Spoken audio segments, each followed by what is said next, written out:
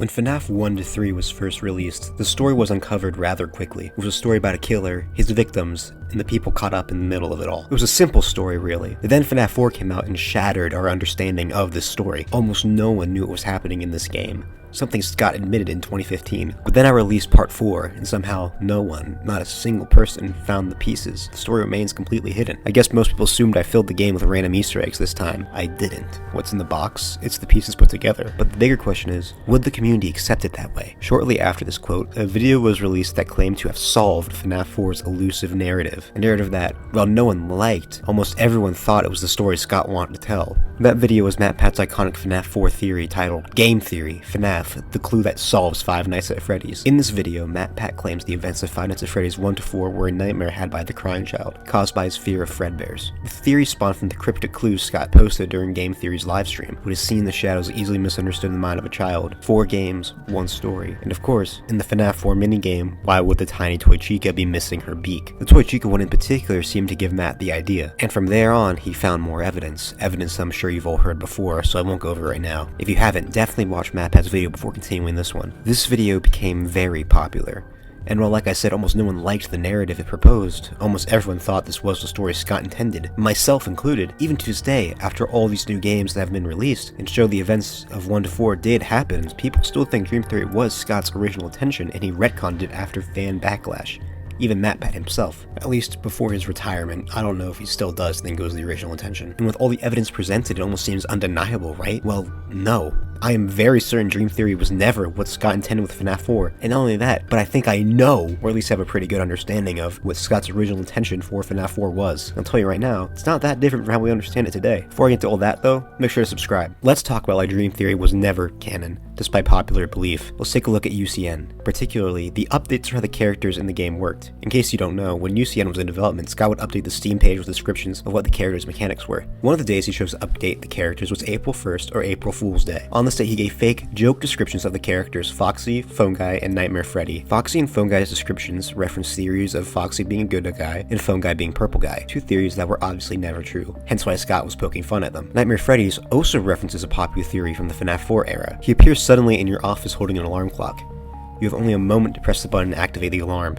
If you press the button in time, you will awaken your bed for 10 seconds before falling back asleep and continuing the night. This is a reference to Dream Theory, the protagonist dreaming the events of the game, which is sort of what happens now that I think about it. This alone should be enough to debunk Dream Theory being the original intent. If Phone Guy and Foxy's descriptions have references to theories that we know with hindsight were always wrong, it stands to reason Nightmares Freddy's would too. Not convinced? Let's take a look at FNaF World, which released only a month after MatPat's video. In this game, we play as the adventure animatronics and go on a quest to save Animatronica, and at the end we fight Scott Cawthon and stuff. Most of the game is very meta. Beneath the surface of the seemingly unserious game though, is a story about us placing breadcrumbs. These breadcrumbs are the Happiest Day minigames. The reason I bring these up are because these breadcrumbs are placed after the crying child dies. How do I know this? Because the first thing you see when you boot up FNaF World is a pair of yellow eyes, continuing the FNaF 4 speech. Everything that happens out there has an effect here. Do you understand? This is a safe place. This is a sanctuary, but something has gone wrong, and now it can be seen here. Something went very wrong, and that's why I'm here. But I won't let the same happen to you. I will put you back together. As we learn throughout the game, these breadcrumbs are for the crying child. In the ending we get after finding all the clocks and placing all the breadcrumbs, we get this dialogue from the yellow eyes. We are still your friends. Do you believe that? The pieces are in place for you. All you have to do is find them.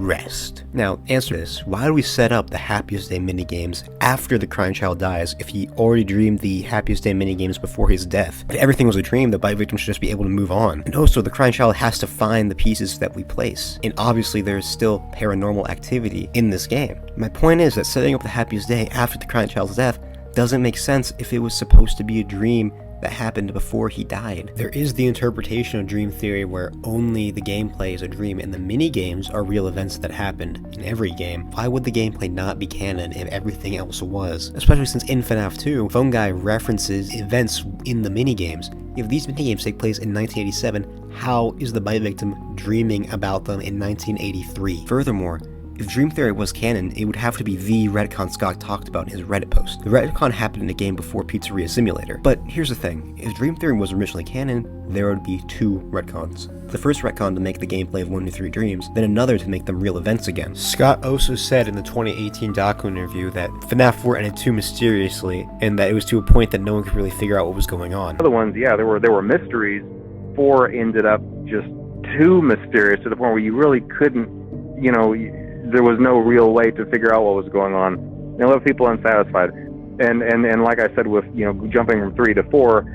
I knew that I had to go in and straighten that out. It's like, people aren't really happy with this. I need to make another game. I need to kind of ground this again, not necessarily in reality, but I need to ground it in kind of storytelling. This obviously implies that no one figured out what was going on back in 2015, or even at that point, which means Dream Theory wasn't the correct answer. Now, I'll admit, I don't have a good debunk to the alarm clock, which Matt Pat uses a smoking gun in his Dream Theory video. The only explanation I can think of is that the alarm clock shows how the nightmares are, well, nightmares. The grandfather clock is for the office, the alarm clock is for the protagonist's bedroom. It's not the most solid explanation, but I think the April Fool's Day UCN description, FNaF World itself, and there only being one retcon points to Dream Theory not being Scott's original intention with the story of FNaF 4. But now we have to ask, what was? It's not like the Dream Theory hints just go away, they are still here, and Scott didn't just fill the game with random Easter eggs, so what's up with all this? Well, I think I have a pretty decent idea, so let's try our best to solve FNaF 4's original story now that we know Dream Theory was never the original intention. Before delving into that though, I should note that to do this we do have to use more than just FNaF 1 to 4. We're going to have to use World as well, because it seems to be sort of an epilogue to 1 to 4's story. I'll also be using the rest of the series to either give more evidence for the ideas presented, or to fill in the blanks. Almost everything I talk about can be figured out within FNaF 4 itself though. Like I said, I'll just be using other entries to fill in the blanks. There's just one thing I think we need Sister Location to solve, but I'll talk about that when we get to it.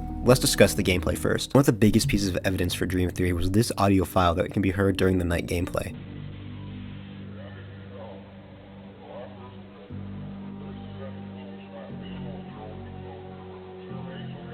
When you reverse the audio and do a bunch of other stuff, you will realize this phone call is actually the night 1 phone call from FNaF 1. Hello? Hello? I wanted to record a message for you to help you get settled in on your first night. This was evidence for Dream Theory because how would the crying child hear the FNaF 1 phone call if he died years before it was even recorded? After all, Scott didn't fill the game with random Easter eggs, so this must mean something, and it does. It means we aren't playing as the crying child. We are playing as Mike Schmidt, the only person we know of that has heard this phone call. FNaF 4's gameplay also parallels FNaF 1. Bonnie coming from the left, Chica coming from the right, Foxy hides in the closet, which is similar to Pirate Cove, and Freddy hides behind you, which he does in FNaF 1, after making his way to your office before he jump scares you. And Chica also goes to the kitchen like in FNaF 1. It should become clear we weren't playing as crying child when the nightmares continued after his death. This has, of course, been confirmed now, with the survival logbook showing Mike has gone through the nightmares, and the movie's doubling down on it. But it looks like it was always Scott's original intention. I know there's a problem with Steam description saying we were playing as a child, but we still technically are. Mike is dreaming as a child in the gameplay. He might even be dreaming as his brother, which will explain why stuff like the character encyclopedia says we play as the crying child, despite also saying the gameplay isn't his true story. It's because we technically are. We're playing as Mike dreaming of him and being put in his position. Now Mike is the one terrified. Now Mike is the one being bullied. We can deduce that Mike Schmidt is the Foxy bro, because why else would we be playing as him? Seems like we were playing as Mike sometime after FNaF 1, having nightmares related to his guilt, which is implied in the Night 6 minigame, with Mike saying he is sorry to his brother. We can assume they are because of his guilt, because of the IV and flower Easter eggs that you can rarely get when turning around. Things that would show up at a hospital, where we know the crying child died because of the flatline. Why else would this hospital equipment show up to Mike if he wasn't thinking about his brother's death? It also seems like Mike welcomes these nightmares, with the rare pill bottles that can show up. I'm not sure how we're supposed to figure out what this meant at the time,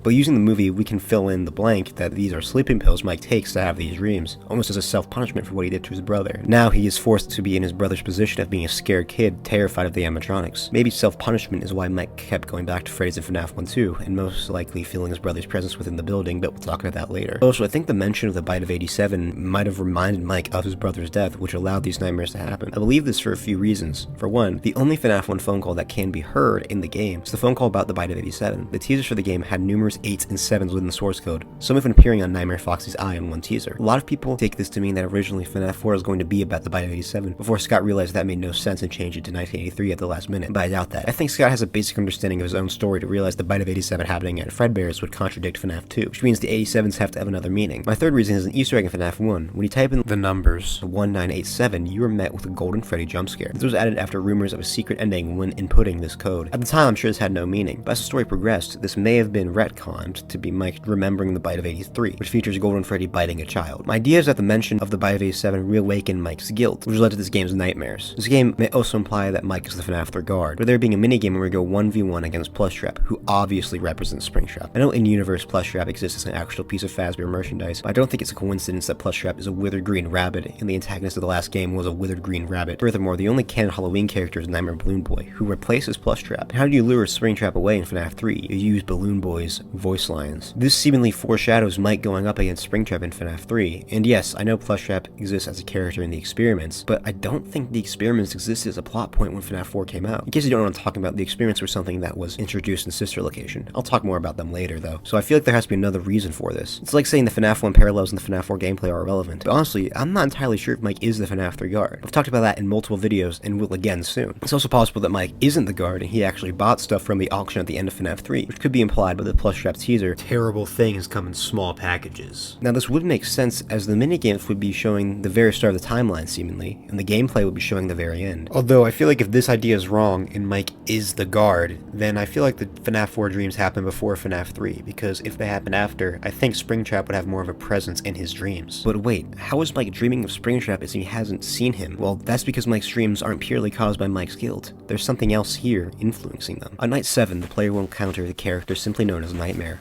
a dark recolor of Nightmare Fredbear, who is translucent for some reason. When this game was first released, it was assumed that Nightmare was death, the Grim Reaper basically, and he was coming for the crying child. But this can't be true since, like I said, we don't play as the crying child, and Mike isn't dying as far as we know. So what's up with Nightmare? Who is he? Well, the answer is hidden in the game files. The game files, the night called Nightmare, which is night 7, is called Shrouded Freddy internally. This is the first night that Nightmare appears, and the night is named after him. This must mean that Nightmare is Shrouded Freddy. Further evidence is the design of Nightmare himself, a dark recolor of Fredbear. Like how Shrouded Freddy is a dark recolor of Golden Freddy. So Nightmare is Shrouded Freddy, and not only that, but I believe Shrouded Freddy is causing these nightmares in some way. Why? Well, for one, his name is just simply Nightmare, and he is the final antagonist of the game. Furthermore, as we see later in the series, spirits can interact with dreams. This is seen in the movie. Shrouded Freddy is probably not a spirit. It's implied that he is a creation formed from Afton's evil.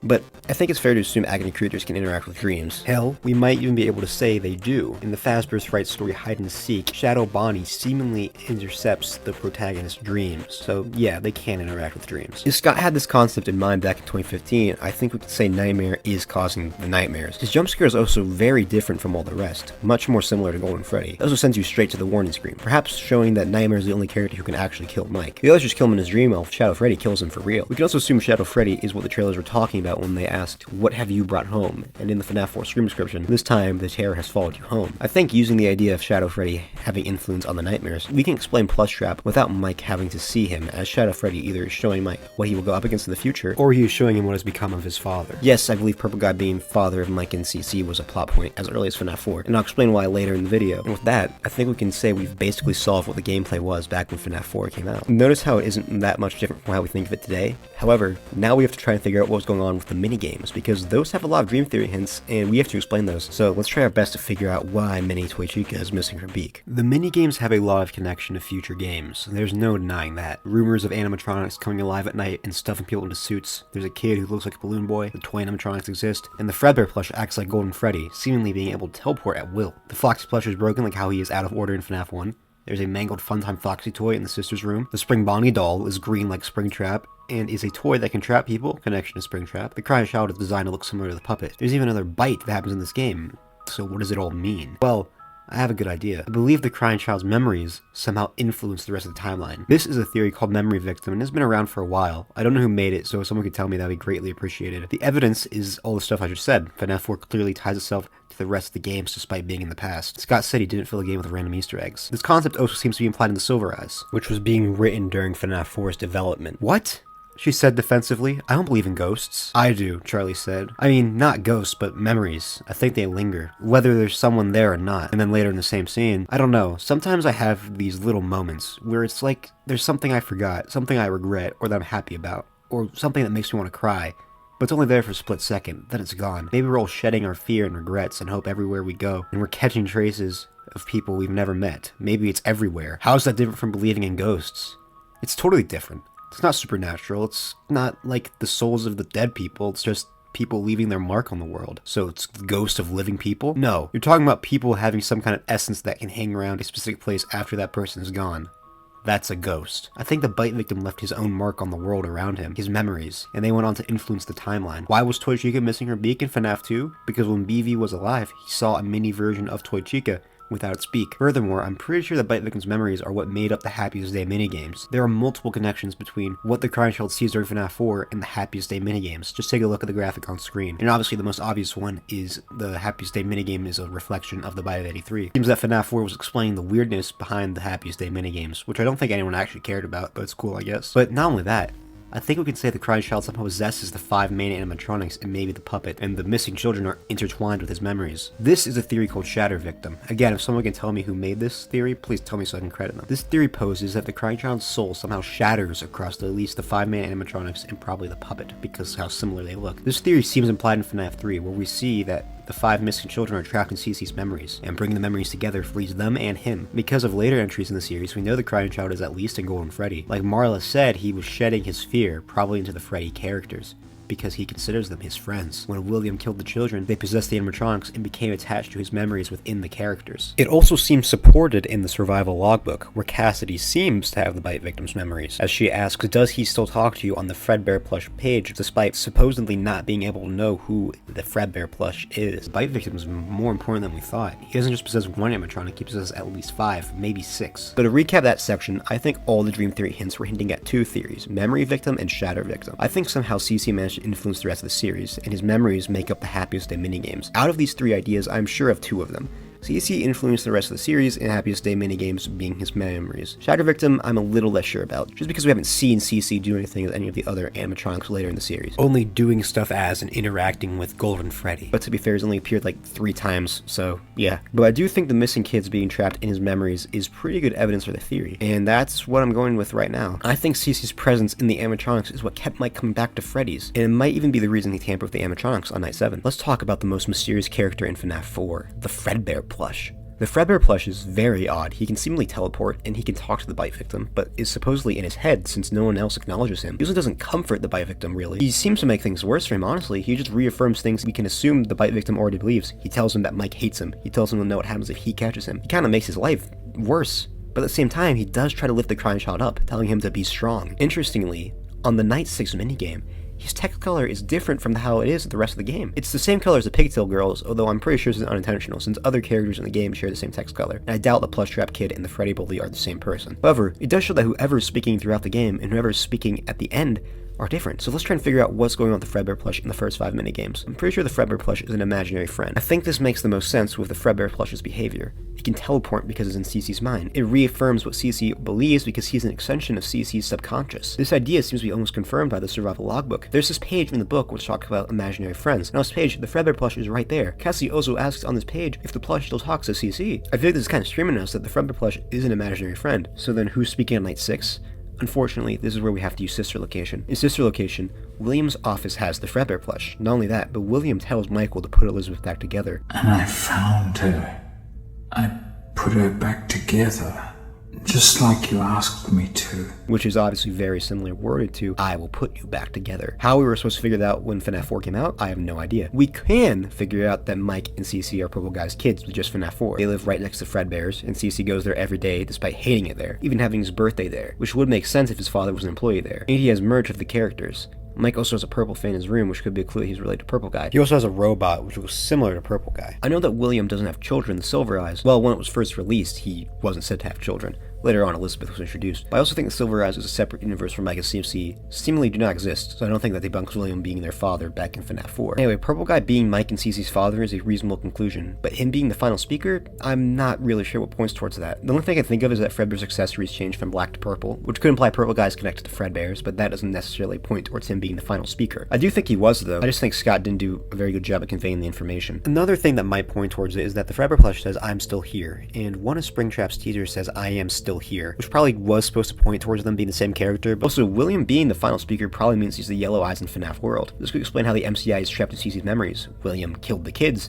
and made them Cece's pieces, or connected them to them somehow. And I know you're thinking, if William wanted to put his son back together, why didn't he just do it? Why instead trap him, it seems? Well, it's because he didn't actually want to put his son back together. I think William's character today is most likely the same as it was back then, just more fleshed out. So after he made a false promise to his son so he could keep learning about the paranormal, maybe, I don't know. Maybe Cece left a mark before his death, and William was fascinated and wanted to learn more about this, which led to him doing everything later on in the series. I think Purple Guy being the final speaker was to give Purple Guy an actual motive for what he does, like how Scott fleshed out the protagonist in this game as well, but you know, it's kind of hard to figure out what William's character was. Oh, so I'm pretty sure Shadow Freddy was born from the I will put you back together promise. I think this because Shadow Freddy not having any relevance in the minigames in the game where he is the final boss would be sort of weird, and Shadow Freddy takes the final form of Fredbear, so he's probably connected to him somehow. In UCN, Nightmare has a line, which a lot of people take to mean he was born from after his crimes, and that's still true, but it still makes sense under the idea he was born from the promise. The promise is what sent Afton to go and harm more people, even though he was going to do that anyway, most likely, considering he does in other continuities. Also, side note, I'm not entirely sure how we're supposed to figure out Shadow Freddy was an agony creature back when FNaF 4 released, or Shadow Bonnie. I guess we were just supposed to assume they're just random creatures, I don't know. There's one last question left to answer. What's inside the box? And honestly, I'm not sure. There are a few things I am certain of. Scott described the box as being the pieces put together, and in FNaF World, Plushbear says the pieces are in place for BV, referring to the Happiest Day minigames. So I think the box has something to do with CC's memories, or maybe something to do with him being put back together. I'm also certain the box is connected to Mike in some way, since the text color of perhaps some things are best left forgotten for now is similar to Mike's gray text. The box is also in 3D, and in this game, when we are viewing things from Mike's POV, it's in 3D. My best guess is that the box represents Mike's memories of what happened in 1983. The trauma he locked away in his mind, not ready to confront. The memories of his brother. I think this makes sense. Scott's wording in the second doc interview makes it seem like the box is a scrapped plot point. Okay, well, I can try to give somewhat of an answer to that, even though it might not be extremely satisfying for a lot of people. So I would encourage people to turn off the interview if they don't want an answer that they might not be happy with. But you know, whenever I'm making these games, there are a lot of things that are in my head that are just flowing ideas. And when I have them and put them there, it's the first half of something. It's like a string or a rope, just like reaching out. And I know that what's there on the other end is there. I trust that it's there. I know that it's there. And then whenever I progress forward, the rest of that just reappears. The rest of it appears and just fits into place perfectly. That's how all my games have been made. I feel that there is something there, and I make the roads to get there for that to be revealed. But then sometimes when things do progress, the roads aren't always the same roads as the ones that had been planned before. And so what that means is, even though at the time something was definitely there, something was definitely reaching out to be there, and I could feel that it was there, the progression of the story didn't go there, and so those strings never got pulled on, and those and the other half of that idea remained in the ether, remained in my subconscious. All of that to say, there is something in the box, but I never pursued it, and I don't know if I can find it again. And I think that that's the best answer that I can possibly give for that. Mike refusing to confront his trauma is something that never gets focused on again, and later entries in the series go against it, with Mike going back to Freddy's and Sister Location Pizzeria Simulator. Okay, well, Sister Location doesn't take place at Freddy's, but you know what I mean. And in Sister Location, the hand unit implies that Mike reflects on the Bite of 83 every night. Welcome back for another night of intellectual stimulation, pivotal career choices, and self-reflection on past mistakes. It really doesn't seem like he tries to run away from Freddy's, and that makes sense. He's already tied to that place for life. What's the point in hiding? To put simply, I think the box represents Mike's memories of his brother and what happened, that he locked away deep in his subconscious. Maybe he was even able to forget about it fully. His experiences at Freddy's and the FNaF 4 gameplay brought it to the surface of his subconscious, but even then Michael still refuses to confront it truly, deciding some things are best left forgotten, for now.